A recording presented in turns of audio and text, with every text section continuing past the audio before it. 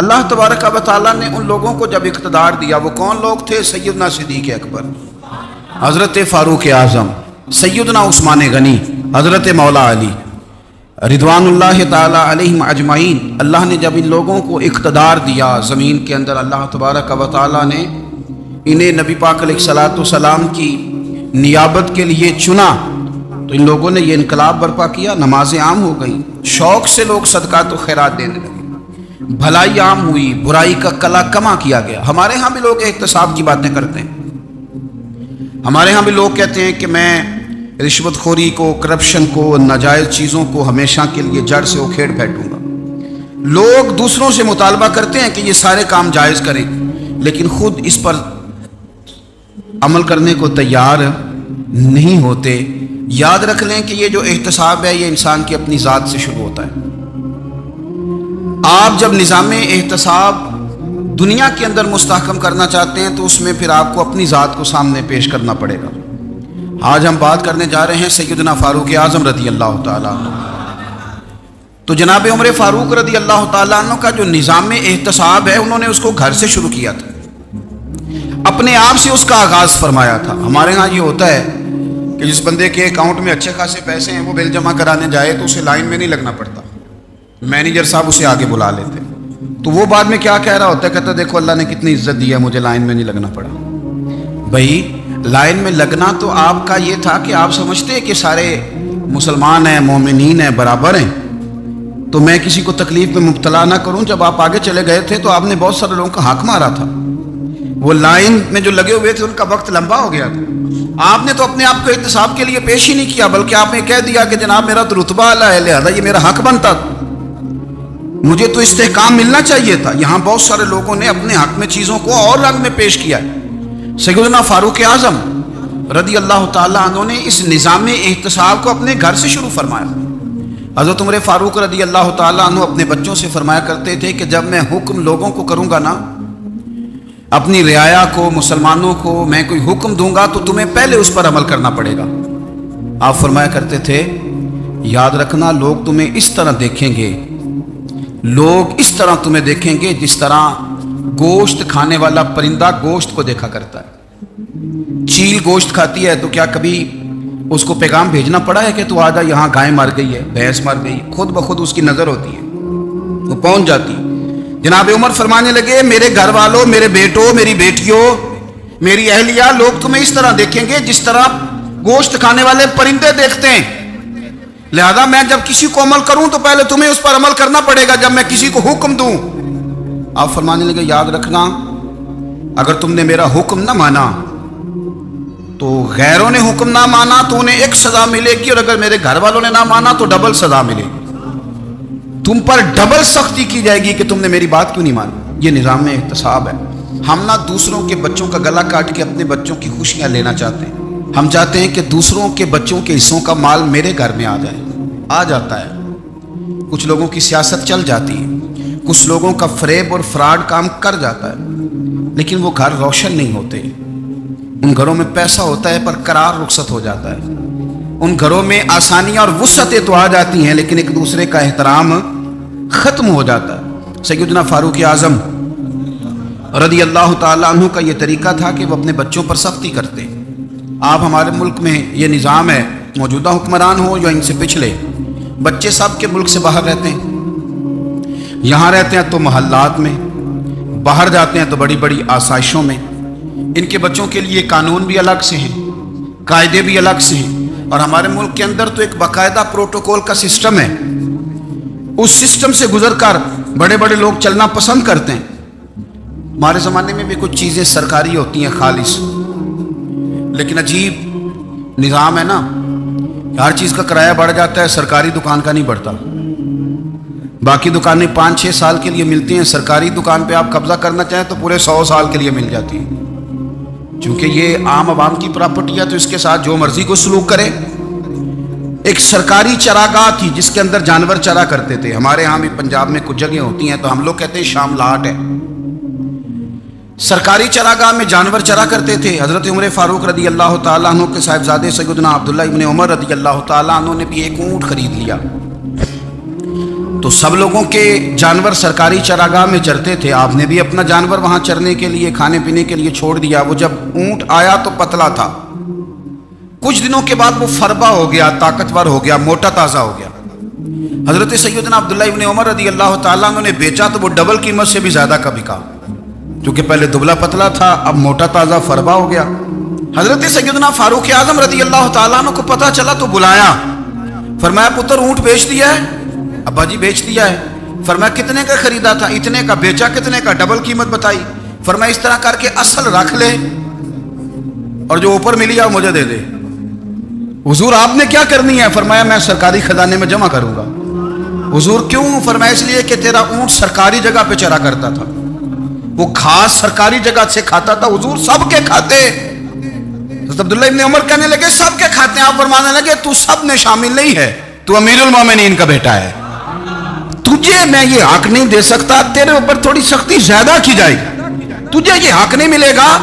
تو اپنے اونٹ کو چونکہ سرکاری چراگاہ میں چرایا کرتا تھا، لہذا تجھے وہ جو اصل رقم یہاں جمع کرانی پڑے گی۔ ہمارے تو بچے پہلی بات تو یہ ہے کہ بات ہی نہیں سنتے۔ یہ سب کے بچوں کی بات کر رہا ہوں، وہ ٹیچر کے بچے ہوں، سیٹھ کے بچے ہوں، پیر کے بچے ہوں، امام صاحب کے بچے ہوں، کسی کے بچے ہوں، پہلے تو سنتے نہیں۔ اور اللہ خیر کرے، اگر آپ کوئی سنانا چاہیں تو فوری طور پر وہ ہوم منسٹری کے پاس پہنچ جاتے ہیں، ان کی اماں ان کی وکیل بن جاتی ہیں، آپ کیا ہی کچھ نہیں سکتے، حالات رخ بدل جاتے۔ اس کا نقصان یہ ہوتا ہے کہ ان کو تراشا نہیں جا سکتا، ان کو ہیرے نہیں بنایا جا سکتا، ان کے اوپر کچھ ایسی میل کچیل چڑھ جاتی ہے جو بڑی عجیب و غریب ہوتی۔ اور کچھ لوگ ایسے ہوتے ہیں جو خرابی کرنے میں بھی اپنا کردار ادا کرتے ہیں، خرابی کرنے میں، اور بڑے لوگوں سے منسلک ہونے کے لیے لوگ رستے تلاش کرتے ہیں، رستے۔ میں چونکہ چیزوں کا مطالعہ کرنے کا بڑا شوقین ہوں، تو میری والدہ داخل تھیں کئی سال پہلے ہسپتال میں، تو مجھے اس ہسپتال میں کچھ دن رہنا پڑا۔ ایک پرائیویٹ ہاسپٹل تھا، تو اس میں انہوں نے جگہ جگہ لکھ کے لگایا تھا ملازمین کو بخشیش نہ دیں، ہم ان کو بڑی اچھی معقول تنخواہ دیتے ہیں، سیلری بڑی عمدہ ہے، تو لوگ بخشیش نہ دیں۔ میں نے جو مینجمنٹ کے لوگ تھے ہاسپٹل کے، ان میں سے ایک سے میں نے کہا کہ اگر کوئی بندہ اپنی خوشی سے دینا چاہے تو آپ نے بڑا موٹا لکھ کے لگایا برائے مہربانی ان کو بخشیش نہ دیں۔ اس نے بڑی سادہ آدمی تھا، پر میری بڑی اس نے مجھے بات بتائی، مجھے نفع ہوا۔ کہنے لگے مولوی صاحب جب کچھ امیر لوگ ہسپتال میں مریض لے کے آتے ہیں تو وہ صفائی والے کو پہلے ہی 500 روپیہ دکھا لیتے ہیں آتے ہی، پھر وہ جیسے آواز دیتے ہیں صفائی والے فٹافٹ اندر آتے ہیں، ان کا کمرہ صاف کرتے ہیں۔ تو سارے تو بیچارے اتنے مالدار نہیں ہوتے کہ آتے ہی پہلے کام والے کو 500 دیں۔ پھر نقصان کیا ہوتا ہے کہ یہ جن کی ذمہ داری ہے بہت ساری ڈیوٹیاں کرنے کی، یہ ڈیوٹی نہیں کرتے، یہ پلٹ کے ان کی طرف دیکھتے ہیں جن کے گھر سے سالن صحیح آتا ہے، ادھر ان کی توجہ زیادہ ہو جاتی ہے، جو نوٹ ان کو زیادہ دکھاتے ہیں، جو پھل لے کے آتے ہیں تو آدھا ان کو دیتے ہیں۔ تو ہم یہ کہتے ہیں یہ کام ہی نہ کرو، یہ اپنی تنخواہ پہ کام کریں تاکہ ہر آنے والے کا درد سمجھیں، ہر ایک کو یکساں یہ سروسز فراہم کریں۔ تو ہم یہ کام کرتے ہیں، ہم ایم پی اے کے اور کسی سے ہمارا تعلق نہ بنے تو ہم جناب اس کے ڈرائیور سے ہی تعلق بنا لیتے ہیں، ہم وہ جو آپریٹ کرنے والا ہوتا ہے ٹیلی فون اسی سے بڑا تعلق بناتے ہیں، اس کو مٹھائی کا ڈبہ جلدی پہنچا دیتے ہیں۔ تو اسی طرح سے بڑے لوگوں کی اولادوں کو بگاڑا جاتا ہے۔ حضرت عاصم بن عمر رضی اللہ تعالیٰ عنہ، یہ سیدنا فاروق اعظم کے بیٹے تھے، مصر گئے تو لوگوں کو پتہ چلا حضرت عمر کے بیٹے آئے، لوگوں نے تحفے دیے، بڑی بڑی چیزیں آپ کو دی، حضرت عمر کا بیٹا آیا، بڑے گفٹ دیے۔ تو صاحبزادے واپس آئے تو ان کے پاس بڑے تحائف تھے۔ سیدنا عمر فاروق رضی اللہ تعالیٰ عنہ نے دیکھا تو فرمایا ادھر لانا تحفے۔ کہا ابا جی لوگوں نے مجھے دیے ہیں۔ فرمایا تو نے کیوں بتایا تھا کہ میں امیر المومنین کا بیٹا ہوں؟ کہا حضور ان کو ویسے ہی پتہ چل گیا۔ فرمانے لگے پتر یہ تحفے تمہیں اس لیے ملے ہیں کہ تم امیر کے بیٹے ہو، یہ تحفے تمہارا حق نہیں، کیونکہ تمہیں اس کرسی کی وجہ سے ملے ہیں اور یہ کرسی مسلمانوں کی ہے، لہذا یہ حق بھی مسلمانوں کا ہی ہے، یہ لا سارے مال غنیمت میں جمع کیے جائیں گے۔ آپ اپنے گھر سے جب احتساب شروع کرتے ہیں، اپنے گھر سے، اور یہ یاد رکھیں یہ جو لوگ آتے ہیں آپ کے بچوں کو نوازنے کے لیے، یہ انہیں خراب کرتے ہیں، بگاڑ پیدا کرتے ہیں، یہ عجیب و غریب سی چیزوں میں مبتلا کر دیتے ہیں، بچوں کا نقصان ہوتا ہے کل کلا۔ پھر جو شاپر اچھا لے کے آئے پیر صاحب کے بچے ذرا اس سے پیار سے ملتے ہیں، نقصان ہو جاتا ہے، یہ دستے نگر ہو جاتے ہیں، یہ لوگوں کی طرف جیتے ہیں، دوسروں پہ ڈیپینڈ کرنے لگتے ہیں۔ حضرت ابو موسیٰ اشعری رضی اللہ تعالیٰ عنہ نے پہلے تو ایک قلین بڑا سونا تھا، تو آپ نے حضرت عمر کے گھر بھیج دیا کہ چلو ان کے گھر میں ان کی اہلیہ بچھا لیں گی۔ कहीं से तोहफा आया। फिर वो जिस कमरे में माले गनीमत और ख़जाना रखा जाता था उसकी सफाई कर रहे थे तो एक दिनार मिल गया। तो वो दिनार बच्चे सारे जा रहे थे तो उनमें से हज़रत उमर के एक बेटे को, छोटे को बुलाया और बुला के कहा, पुत्र ये दिनार ले लो। हज़रत उमर ने देखा कि बेटे के हाथ में दिनार भी है और घर में कालीन भी है। एक मौके पे वो कालीन गया, एक मौके पर बच्चे को एक दिनार दिया। तो हज़रत उमर अपनी अहलिया से पूछने लगे, ये कहाँ से आया कालीन? कहा, जनाब अबू मूसा अशअरी रज़ी अल्लाह तआला अन्हु ने भेजा है। बेटे से पूछा, दिनार कहाँ से आया? कहा, मुझे उन्होंने ही दिया है। आपने वो दिनार भी लिया और कालीन भी लिया और उसको लपेटा और जनाब अबू मूसा अशअरी को बुलाया और इतने सख्त नाराज थे, फरमाने लगे, अबू मूसा अशअरी से कहना मेरे पास पैदल आए, घोड़े पे ना आए। और जब आए हजरत अबू मूसा अशअरी तो जनाब उमर इतने नाराज हुए कि वो कालीन लपेट कर तो उनके सर पे मार दिया। फरमाने लगे, पकड़ो अपना दिनार, तुम्हें पूरे मदीने में मेरे बेटे के अलावा कोई और नहीं मिलेगा जिसे तुम खराब कर सको। मेरा पुत्र ही मिला था बिगाड़ने के, किसने इजाजत दी तुम मेरे बेटे को दिनार दो? क्यों लाए तुम मेरे घर में कालीन? हजरत उमर फारूक रज़ी अल्लाह तआला अन्हु फरमाने लगे, मैं जमीन पे सोने का आदी हूँ, जमीन चटियल भी हो तो रब का बंदा बन के सोता हूँ तो अल्लाह मुझे आराम और सुकून की नींद अता फरमा देता है। मुझे तुम्हारे मखमलों की और कालीनों की जरूरत नहीं है। एहतसाब यहाँ से शुरू होता है भाई। यहाँ हम ना अपने घर में बैठ के मायूस बातें करते हैं, और फलाने के बच्चे कहाँ पहुँच गए, फलाने के बाद बड़ा पैसा आ गया, मैं कच्चे मकान में रहूँ, मैं ये करूँ, देखो मुझे नहीं सूली। ये तो आप मायूसी वाली बातें कर रहे हैं, ये तो आप कमज़ोर बातें कर रहे हैं। ये तो इस तरह की बातें तो हारे हुए लोग करते हैं। इस तरह का लबो लहजा तो उन लोगों का होता है जो एहसास कमतरी का शिकार होते हैं। ये आपने किस तरह का लबो लहजा अपने बच्चों को आप भिखारी बना रहे हैं ताकि दूसरों को देख के तो मायूस हो जाए? उठ बांध कमर क्यों डरता है, फिर देखो खुदा क्या करता है। आपका जो एहसास है वो इतना खूबसूरत हो, आपके लहजे के अंदर इस कदर ठहराव हो, आपको इत्मीनान आ चुका हो, और आपके बच्चे कभी भी कंपैरिजन ना करें अपना किसी के साथ, कभी भी उन्हें करने ना दें। आप वो कभी ये बात ना करें कि फलाने ज़्यादा अच्छा खाते पीते हैं तो हम किधर हैं, करने ना दें। उन्हें बताएं कि बेटा अपनी मट्टी पे चलने का सलीका सीखो, संगे मरमर पे चलोगे तो फिसल जाओगे। उनको बताएं कि जो तुम्हारे पास है ये खुदा का अतिया है, इसी पर तुमने कनात करनी कभी भी। हजरत ज़ैद बिन हारिसा से नबी पाक सल्लल्लाहु अलैहि वसल्लम को बड़ा प्यार था। फिर उनके बेटे हुजूर के गुलाम ज़ादे हजरत उसामा बिन ज़ैद के साथ भी हुजूर बड़ा प्यार करते। लेकिन ये तो मुसल्लमा हकीकत है ना कि अजमत और शान तो सैयदना फारूक आज़म की ज़्यादा है। उम्मत का इत्तेफाक है कि नबियों के बाद सबसे बड़ा दर्जा जनाब सिद्दीक़ अकबर का, और फिर अल्लाह ने मकाम अता किया हजरत फारूक आज़म को। ये बड़े लोग थे। एक दफ़ा माल तकसीम हो रहा था तो हजरत उमर रज़ी अल्लाह तआला अन्हु ने ना हजरत उसामा बिन ज़ैद को 4000 दिनार दिए और अपने बेटे अब्दुल्ला इब्ने उमर को 3000 दिनार दिए। तो हजरत अब्दुल्ला इब्ने उमर घर जाके कहने लगे, अब्बा जी उसामा में वो कौन सी खूबी है जो मेरे अंदर नहीं, और उसामा के बाप में वो कौन सी खूबी है जो आपके अंदर नहीं। तो हजरत उमर की आजिज़ी देखिए, हालांकि बिल इत्तेफाक दुनिया जानती है कि जनाब उमर फारूक रज़ी अल्लाह तआला अन्हु अफजल हैं, फिर भी पता अपने बेटे से क्या कहते हैं? फरमाते हैं, और सुन यार, वो खिदमत गुजार हैं नबी पाक के, वो भी हुजूर के घर में ड्यूटी करते, नौकरी करते, और इनके बेटे भी हुजूर की नौकरी करते, ये खिदमत गुजार हैं। फरमाने लगे, अगर तूने पूछ लिया तो सुन, फिर मेरी तो राय ये है कि तेरे से ज्यादा उसामा बिन ज़ैद हुजूर की नजर में प्यारे हैं, और उसामा का बाप तेरे बाप से ज्यादा नबी पाक का प्यारा है। कोई कंपैरिजन करने नहीं दिया, बच्चों को किसी ऐसी जगह खड़े होने नहीं दिया।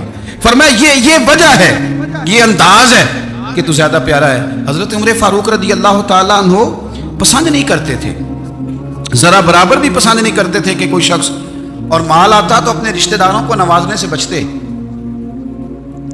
माले गनीमत आता है ना, हमारे यहाँ तो अल्लाह खैर करे, जब को बंदा काउंसलर बनता है, चेयरमैन बनता है, तो ठेका किसको देता है? कोई चलो भतीजा मिल जाए, कोई भांजा मिल जाए, कोई छोटा भाई, उसे भी काम मिल जाता है साथ। नवाजने पे लोग आते हैं तो वो तलाश करते हैं कि कहाँ को मेरा है, वो टेंडर ही उनके नाम के पास होते हैं जिनकी तरफ जरा नजर करम ज्यादा होती। हजरत उमर फारूक माल तकसीम कर रहे थे तो बेटी आगे कहने लगी, अब्बा जी रिश्तेदारों का भी हक होता है, आप सबको देते हैं, आपके अपने आपके करीब ही नहीं आते। तो हजरत उमर फारूक ने क्या लफ्ज कहे, क्या हकीकत है, क्या हुसन है। फरमाने लगे, पुत्र یہ مال تیرے باپ کا نہیں مسلمانوں کا ہے. جب تیرے باپ کا ذاتی مال ہوگا تو اپنے رشتہ داروں کو دے گا. یہ مسلمانوں کا مال ہے. یہ اسی حساب سے تقسیم ہوگا جو عدل کا حساب ہے, جو ترازو ٹھیک ہے. فرمایا تو مجھے یہ مشورہ نہ دے, یہ مسلمانوں کا مال. یہاں سے نظام احتساب شروع ہوتا ہے, یہاں سے انسان آگے بڑھتا ہے, اور پھر کوئی تکلف نہیں کسی پر. حضرت عمر کا کوئی چھوٹا ہے یا بڑا ہے. حضرت ابو سفیان رضی اللہ تعالیٰ عنہ سردار رہ چکے ہیں مکے کے, بڑے آدمی, لیکن نظام احتساب میں کوئی چھوٹا بڑا نہیں ہوتا. حضرت عمر فاروق مکہ مکرمہ گئے تو لوگوں نے کہا حضور جناب ابو سفیان نے نا گلی میں پتھر رکھے اور بہت سارے لوگوں کو رستوں میں تکلیف ہو رہی ہے. تو حضرت ابو سفیان رضی اللہ تعالیٰ عنہ سے بھی لوگ کہہ دیتے تو وہ بھی اٹھا دیتے, لیکن لوگوں نے چونکہ وہ سردار تھے, بڑے تھے, تو لوگوں نے ان سے کہا نہیں. حضرت عمر جب آئے تو کہا, تو جناب عمر نے پرواہ نہیں کی, خود آئے جناب ابو سفیان سے کہا یہ پتھر آپ نے رکھے؟ کہا حضور ہاں. فرمایا یہ بھی اٹھائیے, یہ بھی اٹھائیے, یہ بھی اٹھائیے. جب وہ اٹھا رہے تھے تو حضرت عمر کہہ رہے تھے شکر نہیں اللہ کا کہ عمر کہہ رہے ہیں اور ابو سفیان مانتے جا رہے ہیں. شکر نہیں, یہ نظام احتساب ہے کہ بڑا ہو یا چھوٹا ہو اس کو یہ حق حاصل نہیں ہے کہ مسلمانوں کو وہ کسی تکلیف میں کسی بھی صورت میں مبتلا کرے, کہیں بھی کسی جگہ بھی, اس کو یہ والی اجازت نہیں. حضرت سیدنا عمر فاروق رضی اللہ تعالیٰ عنہ. پھر ایک اور بات تھی, میں کئی دفعہ یہ بات کہتا ہوں اور مجھے ذاتی طور پر اس کا بڑا تجربہ ہے. کچھ لوگ نا خوشامد پسند ہو جاتے ہیں, بڑی عمدہ تعریف کرتے ہیں, اوئے ہوئے ہو پول باندھتے ہیں پورے. آپ کے پاس آئیں گے تو کہیں گے جناب آپ سے زیادہ اچھا بندہ ہی کوئی نہیں. تو وہ نا آپ سے کام نکلواتے ہیں, پھر وہ کسی دوسرے کے پاس جاتے ہیں تو اسی طرح کا رویہ وہ دوسروں کے ساتھ کرتے ہیں. یہ عام لوگوں میں بھی مرض ہوتا ہے, عام لوگوں میں. اور بادشاہ ہو بندہ اگر, پھر تو اس کا دل کرتا ہے میں اگر بادشاہ سلامت ہوں تو دو چار بندے دیہڑی پہ رکھ لوں پر میری تعریف ضرور کریں. پابندی ہوتی ہے, لوگ یہ کام بڑے شوق سے کرتے ہیں. اور شیخ سعدی فرمایا کرتے تھے لکڑی کو گھین کھا جاتی ہے اور بڑے لوگوں کو خوشامد کھا جاتی ہے خوشامد. حضرت عمر فاروق رضی اللہ تعالیٰ عنہ اس معاملے میں بڑے مضبوط تھے. ویسے مجھے اور آپ کو اچھا کون لگتا ہے؟ ہماری غلطیاں بتانے والا. ہمارے ایسا فرمایا کرتے تھے اپنے دشمنوں کی باتوں پر بھی غور رکھو, تمہارے دشمن تمہیں نکھار دیتے ہیں. تمہارے اندر جو کوتاہیاں ہوتی ہیں وہ تمہیں پتہ چل جاتی ہیں کہ یہاں میری اصلاح ہو رہی. ان پر غور کرو وہ کیا کہتے ہیں. حضرت عمر فاروق کی تعریف کی ایک بندے نے, کمال تعریف کی. وہ اس کا خیال تھا کہ رزلٹ بڑا شاندار آئے گا. بادشاہ کی تعریف ہوتی تھی تو پھر تھیلی جاتی تھی اشرفیوں کی, کمال رزلٹ آئے گا. تو حضرت عمر جب وہ پوری کر چکا نا بات تو فرمانے لگے تو خود بھی ہلاک ہوا اور مجھے بھی ہلاک ہی کر دیا, خود بھی تباہ ہوا ہے مجھے بھی تباہ کر دیا. کس طرح کی باتیں کر رہا ہے. ایک بندہ اور آیا اور اس نے آ کے کہا کہ پوری امت میں سب سے افضل ہے فاروق اعظم آپ ہی ہیں. تو حضرت عمر فاروق فرمانے لگے تجھے تیری ماں روئے, ابو بکر تجھ سے بھی افضل تھے, تیرے باپ سے بھی افضل تھے, اور صدیق اکبر مجھ سے بھی افضل ہے اور میرے باپ سے بھی افضل ہے. یہ تو کس طرح کی بات کر رہا ہے. یہاں ہر شے ہضم نہیں ہو جاتی, فوری طور پہ لوگ ڈکار بھی پورا نہیں لیتے. قرآن مجید نے کہا فلا تزکوا انفسکم هو اعلم بمن اتقى, اپنے منہ سے نہ کہو میں پاک صاف ہوں, اللہ زیادہ بہتر جانتا ہے کہ تم میں سے پرہیزگار کون ہے. اپنے منہ سے تعریفیں کرتے کراتے ہو, یہ مزاج چھوڑ دیں. حضرت عمر رضی اللہ تعالیٰ عنہ پسند نہیں کرتے. ایک آدمی نہ چلتا تھا وہاں تو بڑا متکبرانہ چال کے ساتھ چلتا. حضرت عمر نے دیکھا, یہاں تک احتساب فرماتے تھے, زمین پہ زور زور سے پیر پٹکتا, چال بڑی اس کی متکبرانہ, لوگ بڑے پریشان ہوتے. حضرت عمر نے ایک دن سمجھایا, باز نہیں آیا. اگلے دن پہ درہ نکال لیا, لگائے 4 درے. فرمایا آج کے بعد نہ چلنا اس طرح مدینے میں پیر پٹک پٹک کے. اس وقت تو اسے غصہ لگا, لیکن کچھ دیر کے بعد نا جب غصہ اترا تو حضرت عمر کے پاس آیا, کہنے لگا حضور اللہ آپ کا بھلا کرے, آپ نے درے نہیں مارے, آپ نے تو شیطان بھگا دیا جو میرے ساتھ چمٹا ہوا تھا. چمٹا ہوا شیطان آپ نے مجھ سے بھگا دیا ہے. یاد رکھیں مسند امام احمد بن حنبل میں حدیث ہے, اللہ کے پیارے رسول صلی اللہ علیہ وسلم فرماتے ہیں جو دنیا میں متکبرانہ چال کے ساتھ چلتا ہے نا, قیامت کے دن وہ اللہ سے اس حال میں ملے گا کہ رب اس سے ناراض ہوگا. متکبرانہ چال سے نہیں چلیں گے. تو حضرت فاروق اعظم رضی اللہ تعالیٰ عنہ کا یہ طریقہ تھا کہ آپ خیال کرتے, اور پتہ کس طرح کا آپ کا مزاج تھا. فرماتے تھے تقسیم کرو, دوسروں کا بھی خیال رکھو.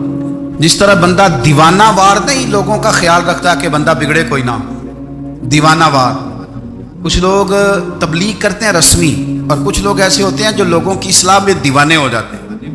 ان کی خواہش ہوتی ہے یہاں بھی بندہ ٹھیک ہو جائے، یہاں بھی بندہ ٹھیک ہو جائے، یہاں بھی بندہ ٹھیک ہو جائے۔ کچھ لوگ کڑی نگرانی کرتے ہیں کہ انسان بگڑنے نہ پائے۔ حضرت عمر فاروق رضی اللہ تعالیٰ عنہ نا گوشت والی دکان کے پیچھے جا کے بیٹھ گئے کئی دنوں تک۔ وہ کہنے لگا حضور یہاں کیا ہے؟ فرمایا تو اپنا کام کرنا۔ گوشت والی دکان پہ بیٹھے، کام کر اپنا، نگرانی کرنے لگے حضرت عمر۔ پھر آپ نے نا وہ بندے پکڑ لیے۔ کون؟ جو 2 دن مسلسل گوشت خریدنے آئے، پکڑ کے کھڑا کر لیا۔ فرمایا تو کل بھی گوشت لینے آیا تھا؟ حضور ہاں۔ فرمایا آج پھر کھائے گا؟ حضور جی۔ تو آپ فرمانے لگے کیا تیرے محلے سے غربت ختم ہو گئی ہے؟ تیرے رشتہ دار سارے پیٹ بھر کے کھاتے ہیں، تو 2 دن گوشت لینے آتا ہے؟ فرمایا آج کے بعد مسلسل گوشت لینے آیا تو درے سے ماروں گا، خبردار یہ کام نہ کرنا۔ یہاں تک نظام احتساب کا جب خیال رکھا جائے پھر حالات بگڑا نہیں کرتے، پھر وہ قابو میں رہا کرتے۔ حضرت عمر فاروق رضی اللہ تعالیٰ عنہ اس ترتیب کے ساتھ اصلاح کرتے، اس ترتیب کے ساتھ۔ سیدنا فاروق اعظم رضی اللہ تعالیٰ عنہ کی ایک بات آخر میں عرض کرنی ہے، وہ میں بھی اپنے اوپر لاگو کروں، آپ بھی غور کریں۔ حضرت عمر فاروق رضی اللہ تعالیٰ عنہ نے نا خط لکھا حضرت ابو موسیٰ اشعری کو۔ آپ فرمانے لگے یاد رکھنا جو گورنر، جو امیر اپنے رب کریم کی فرما برداری کرتا رہتا ہے نا، اس کی رعایا بھی اس کی فرما برداری کرتی ہے۔ اور جو لوگ اپنے رب کریم کی فرما برداری چھوڑ دیتے ہیں، پھر جنہوں نے ان کی فرما برداری کرنی ہوتی ہے وہ ان کی فرما برداری چھوڑ دیتے ہیں۔ آپ نے سپہ سالاروں کو خط لکھے تھے، فوج کے جو جرنیل تھے، کمانڈو تھے، ان کو خط لکھے تھے۔ فرمایا جو سپاہی نماز نہیں پڑھتا اسے فوج سے نکال دو، اور ساتھ لکھا تھا یاد رکھو جو رب کا وفادار نہیں وہ ہمارا کیسے ہو سکتا ہے، نکال دو ان لوگوں کو، فوج سے الگ کر دو۔ ہم آج جو بے پناہ پریشان ہیں، ہمارے بچے بات نہیں مانتے، شاگرد بات نہیں مانتے، ہم شکوے کرتے ہیں، بے ادبی بڑھ گئی۔ ادب کے ساتھ میں گزارش کروں گا بڑوں کی بارگاہوں میں، جو میری طرح کے بڑے بنے ہوئے ہیں، بزرگوں سے نہیں بات کرتا، ان سے میں کہوں گا کہ ہمیں ایک دفعہ اپنے اوپر بھی تو غور کر لینا چاہیے۔ کہیں ایسا تو نہیں ہے کہ ہم جب تک اللہ تعالیٰ کے فرما بردار تھے، جب تک ہم تقوی کے معیار پر تھے، ہماری بات ماننے والے ہماری بات مان رہے تھے؟ کہیں ایسا تو نہیں کہ ہم اس معیار سے ہل گئے ہیں تو اب جو ہمارے فرما بردار تھے وہاں سے ہل گئے؟ حضرت عمر رضی اللہ تعالیٰ عنہ فرمایا کرتے تھے کہ لوگوں کو عجب میں مبتلا نہیں ہونا چاہیے، خود پسندی کا جو ماحول ہوتا ہے اس سے لوگوں کو ہمیشہ نکلنا چاہیے۔ حضرت عمر کے ایک صاحبزادے نے کنگھی کر لی، اچھا لباس پہن لیا تو درہ مارا جناب عمر نے، تو آپ کی بیٹی کہنے لگی ابا یہ تو بالکل جائز ہے، اچھے کپڑے پہننا، اچھا لباس پہننا اور سر میں کنگھی کر لینا، اس پر درہ کیوں مار دیا؟ تو آپ فرمانے لگے بیٹا یہ خود پسندی میں مبتلا ہونے لگا تھا، یہ اپنے آپ کو بہت بھلا سمجھنے لگا تھا، اس کا خیال تھا کہ میں ہی ہوں، میرے علاوہ کوئی نہیں، یہ اس مقام پہ جا رہا تھا جہاں اس کی تربیت رک جاتی، اس لیے درہ مارا ہے۔ ایک دفعہ حکومتی معاملات کے اندر آپ کی اہلیہ نے مشورہ دینا چاہا، بڑے کام بیویاں نہیں کرتی، بڑے بڑے معاملات میں مداخلت نہیں کرتی۔ ہمارے بر صغیر میں وہ بادشاہ نہیں گزرا کہ جو فیصلہ کرتا تھا تو کرسی پہ بیٹھ جاتا تھا اور پردے کے پیچھے اس کی بیوی بیٹھ جاتی تھی، اور جب وہ فیصلہ سنانے لگتا تو یوں گردن پیچھے کرتا اور اہلیہ جو کہتی وہ فیصلہ سنا دیتا۔ لیکن ایک دفعہ خاتون نے ایک آدمی کو حضرت عمر نے معزول کیا تو آپ کی اہلیہ نے اس آدمی کی اہلیہ حضرت عمر کی اہلیہ سے ملی ہوں گی، تو خاتون نے ذرا سفارش کرنی چاہیے، تو جناب عمر فاروق رضی اللہ تعالیٰ عنہ کے ہاتھ میں عصا تھا، ڈنڈا تھا، 2-3 دفعہ زمین پہ مارا، فرمایا تمہیں کس نے اجازت دی ہے حکومتی معاملات میں مشورہ دینے کی؟ یہ مشورہ مولا علی دیں گے یا عثمان غنی دیں گے؟ آپ کو کس نے اجازت دی؟ وہ حکومتی معاملات، وہ مسلمانوں کا اجتماعی معاملہ، وہ مسلمان دیکھیں، آپ کو اس میں آنے کی اجازت نہیں ہے۔ جو آپ کی ذمہ داریاں ہیں، آپ کے حقوق ہیں، ان پر آپ بات کریں۔ تو بھائی نظام میں احتساب اپنی ذات سے شروع کریں۔ ہماری اولادیں، ہمارے بچے، وہ باہر سے انہوں نے زیادہ اثر نہیں لیا، ہم نے انہیں بتایا ہے کہ ہم بڑے غریب ہیں، ہم بڑے مجبور ہیں، ہم تو بڑے کمزور ہیں، ہماری تو سنتا کوئی نہیں، یہ تو امیروں کا ملک ہے، اس میں تو فلانے کو اہمیت حاصل ہے۔ ان باتوں نے ہمارے بچوں کو کمزور کیا ہے، ان باتوں نے ہمارے بچوں کے دلوں میں احساس کمزوری پیدا کیا۔ آپ ان کو جینا سکھائیں، آپ ان لوگوں کو بتلائیں کہ رب کریم نے جو تمہارے لیے بہتر سمجھا وہ تمہیں اپنے فضل سے بڑا عطا فرمایا ہے۔ آپ ان کو ان کے مقام پر رہ کر خوددار اور قناعت پسند ہونا سکھائیں، آپ یقین کریں گھر امن والا بن جائے گا۔ بچے अगर भुना हुआ गोश्त खा रहे हों और फिर भी लाड़ी रहे हों कि मसाला मेरी मर्ज़ी का नहीं, स्टाइल मेरी मर्ज़ी का नहीं, टेस्ट मेरी मर्ज़ी का नहीं, ये वाला गोश्त मैंने नहीं खाना, ये इस तरह करके भुना होता तो फिर मैंने खाना था, वो ज़्यादा खौफनाक सूरत हाल हो जाती है। लेकिन अगर अब्बा जी, अम्मा जी, घर वाले खेतों में काम कर रहे हो और बच्चे अचार के साथ रोटी लेके जाए और बन्ने पे बैठ के, फट्टे पे बैठ के वो फिर खाना शुरू करें, और जब वो अचार आए और वो एक दूसरे को कहें कि आज तो 2 किले हो गए मेरे काम के, इस दफ़ा तो देखना हमारी फसल कितनी शानदार होगी। एक दूसरे को देख देख के वो हंसें और मुस्कुराएं और उनकी बातों में लज्जत हो, और फिर वो कहें कि आम बड़े अच्छे मिल गए थे, देखो अचार कितना सोना आ गया है, देखो देखो ये किस कदर ज्यादा अच्छा टेस्ट है, तेल भी बड़ा अच्छा है, गल भी बड़े वक्त पे गया है। आप यकीन करें, यूं लगता है कि कायनात की सबसे बेहतरीन रोटी ये लोग खा रहे हैं। ये सोच हजरत उमर ने हमें दी है, ये फिक्र जनाब उमर ने हम तक पहुंचाई है। अल्लाह हमें समझने की तौफीक अता फरमाए। आखिर दावाया अनिल हम्दुलिल्लाह रब्बिल आलमीन। बोल उठा, काफिर बोल उठा, अगर 6 महीने उमर दुनिया में और रहते तो दुनिया में कोई काफिर मौजूद न होता। 6 महीने। और जब इस बतले जलील का जनाजा उठा, अल्लाह, बुखारी पढ़िए ना, अल्लाह मरज़ुक़ना शहादतन फी सबीलिक, अल्लाह बिस्तरे की मौत ना देना, शहादत की देना। उमर शहीद हुए, मस्जिद नबी में नमाज पढ़ाते, और जब जनाजा उठा तो मदीने का फिर पीछे जो दलेर बच्चे वो मौला अली थे। मौला अली, जनाब उमर का जनाजा उठा तो सबसे पहली हाय जो निकली वो हजरत अली की जुबान से निकली, और हजरत अली की सारी दाढ़ी आंसुओं से भर गई। लोगों ने कहा कि अली क्या हुआ? फरमाने लगे, तुम देख नहीं रहे जनाजा किसका उठा है, पलट के देखो तो सही, पता नहीं ये कौन गया है। हुजूर क्या हुआ? अब फरमाने लगे, उमर इस तरह के काम करके गया है, अब इनके रस्तों पे कौन चलेगा, कौन इसके जिगर राहे वफा में मैं नक्श ऐसे छोड़ आया हूं, मैं जिस मंजिल से गुजरा हूं वो अब तक याद करती है। हजरत अली हजरत उमर के जनाजे पे खड़े होकर कहते हैं, अल्लाह